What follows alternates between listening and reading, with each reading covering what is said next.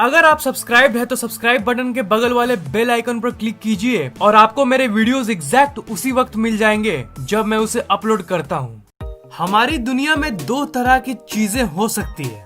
एक होती है एक्सप्लेनेबल, मतलब जिन्हें समझाया जा सके, और दूसरी होती है अनएक्सप्लेनेबल, मतलब जिन्हें नहीं समझाया जा सके। जिन चीजों को पूरी तरह से समझाया जा सकता है वो तो ठीक है, उनसे हमें कोई प्रॉब्लम नहीं है, पर हमारे दुनिया में कुछ ऐसी भी चीजें हैं जिन्हें कोई नहीं समझा सकता, साइंस यानी विज्ञान भी नहीं। जब भी हम किसी भी चीज को समझ नहीं पाते तो हम बहुत सारे थ्योरीज को निकालते हैं, पर कौन सी थ्योरी सही है वो किसी को नहीं पता होता।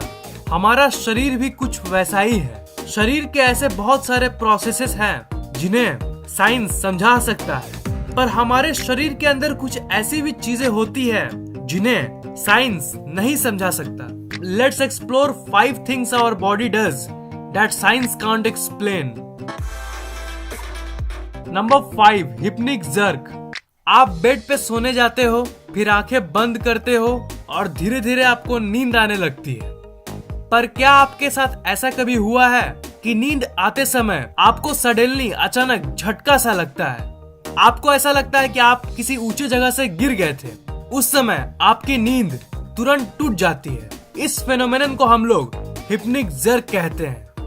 मैं श्योर हूँ कि आपने इस चीज को अपनी जिंदगी में कभी न कभी जरूर अनुभव किया होगा। कोई भी नहीं जानता कि ये आखिर क्यों होता है, पर बहुत सारे थ्योरीज हैं। सबसे कॉमन थ्योरी ये कहती है कि ये एक नेचुरल इवेंट है जो तब होता है जब हम स्लीप ट्रांजिशन से गुजरते हैं, मतलब हम जगे हुए समय की अलर्टनेस से सोने के स्टेट में जाते हैं। इसी समय हमारा नर्व मिस फायर हो जाता है, यानी कुछ गलत एक्टिविटी होने लगती है और इसी के चलते हमें ये झटका महसूस होता है। पर ये बस एक थ्योरी है, असल एक्सप्लेनेशन क्या है ये कोई भी नहीं जानता। Number 4, placebo effect. Placebo effect एक इफेक्ट है जो दर्शाती है कि हमारा दिमाग कुछ भी कर सकता है। मान लीजिए कि एक हॉस्पिटल में 2 मरीज आए जिनको सर्दी हुई है और एक डॉक्टर उन दोनों को दवाई देता है।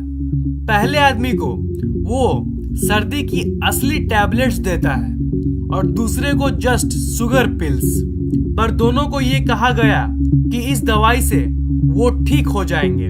पर जब कुछ दिन तक वो दोनों आदमी उन टैबलेट्स को खाते हैं, उससे बस वही आदमी ठीक नहीं होता है जिसने असली टैबलेट्स खाई, बल्कि वो भी ठीक हो जाता है जिसने ये सोचा था कि उसे असली पिल्स मिला। तो ये कैसे हुआ? ये एक्चुअली प्लेसबो इफेक्ट का कमाल है। जी हाँ, ये तो जस्ट एक एग्जाम्पल है, एक simple example.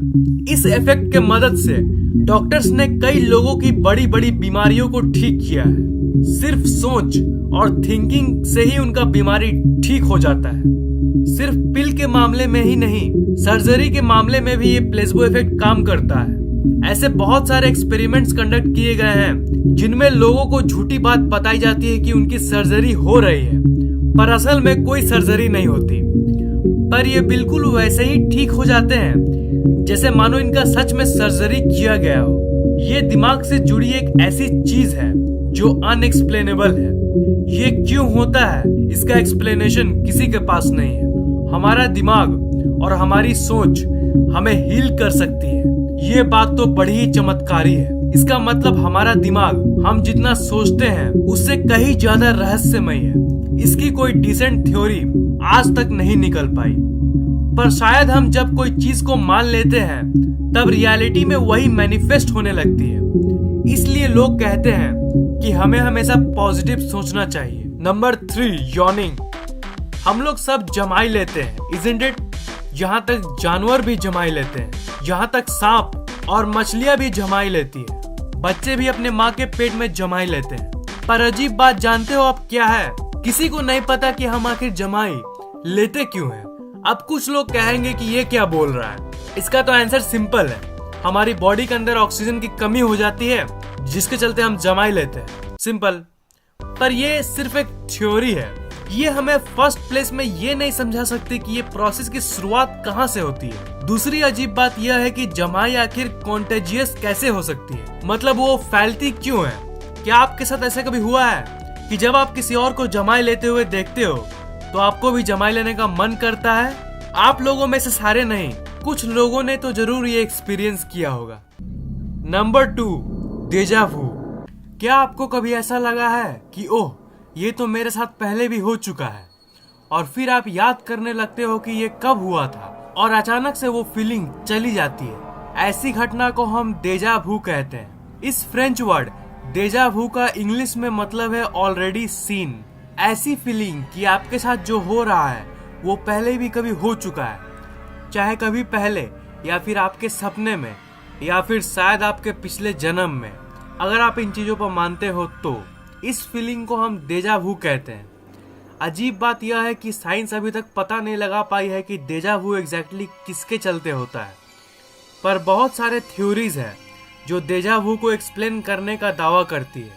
Number 1, familiarity based recognition. जब भी हम कोई भी चीज को देखते हैं तो हमारा ब्रेन स्कैन करने लगता है कि वो चीज हमसे फेमिलियर यानी परिचित है कि नहीं। जैसे जब आप अपने स्मार्टफोन को देखते हो तब आपका ब्रेन स्कैन करता है कि इस चीज से आप परिचित है कि नहीं। जब ब्रेन ये वेरीफाई कर लेता है कि हाँ ये चीज तो फेमिलियर है, तब आपका ब्रेन का एक पार्ट हिपोकैम्पस उस मेमोरी को निकालता है जो उस चीज से जुड़ा हुआ है।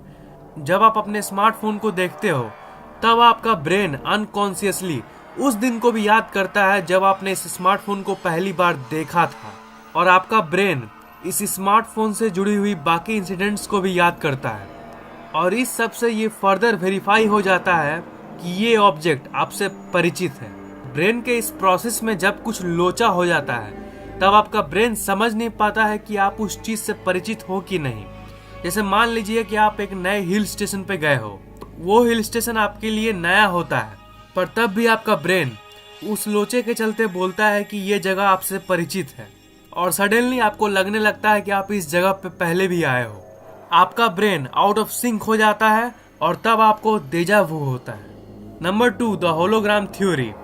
ये थ्योरी कहती है कि ब्रेन की मेमोरीज यानी यादें एक होलोग्राम की जैसी होती है। मतलब किसी भी याद की एक छोटे से पार्ट से वो पूरी मेमोरी को बना सकती है। मैं जानता हूँ कि आपको ये बात थोड़ी कंफ्यूजिंग लग रही होगी, पर अब मैं आपको इसे एक सिंपल लैंग्वेज में बताता हूँ। जब आपके साथ कोई घटना होती है तब आपका ब्रेन उस घटने को बहुत सारे हिस्से में रिकॉर्ड करती है। मान लीजिए आपके साथ एक घटना हुई जिसमें जब ये घटना घटी थी तब आपकी साइट थी यानी ए, गंध थी बी और आवाज थी सी। इन तीनों को मिला के एक मेमोरी फॉर्म होती है ABC। बहुत दिन बाद जब आपके साथ कोई और घटना होती है और आपको इन तीनों सेंसेशंस में से 2 सेंसेशंस होती है पर तीसरी नहीं, तब आप सोचते हो कि ये तो मेरे साथ पहले भी कभी हो चुका है। उस समय एक सेंसेशन मिसिंग भी होती है, पर बाकी 2 सेंसेशंस के होने के चलते आपको ऐसा लगता है कि इससे मिलती जुलती घटना मेरे साथ हो चुकी है। इसका मतलब आपका ब्रेन उस 2 एलिमेंट्स ए और बी से ABC को फॉर्म करने की कोशिश करती है, और शायद इसी के चलते आपको डेजा वू होता है। नंबर 3, रीइंकार्नेशन यानी पुनर्जन्म जन्म। ये थ्योरी उन लोगों के लिए है जो पिछले जन्म के थ्योरी पर विश्वास करते हैं। ये थ्योरी ये कहती है कि पिछले जन्म की यादें जब आपको इस जन्म में दिखती है तब आपको डेजा वू होता है। इस दुनिया में ऐसे हजारों इंसिडेंट्स हो चुके हैं जिसमें लोगों को पिछले जन्म की पूरी यादें इस जन्म में दिखती है। स्पेशली इंडिया में तो ऐसे बहुत सारे केसेस सुने जाते हैं, पर इस थ्योरी की कोई साइंटिफिक प्रूफ नहीं है। बहुत सारे थ्योरीज है डेजा वू की, पर मैंने आपको टॉप 3 थ्योरीज के बारे में ही बताया। जो भी हो, कोई भी थ्योरी हमें एग्जैक्ट कॉज नहीं समझा सकती है कि हमें डेजा वू आखिर कैसे और क्यों होता है।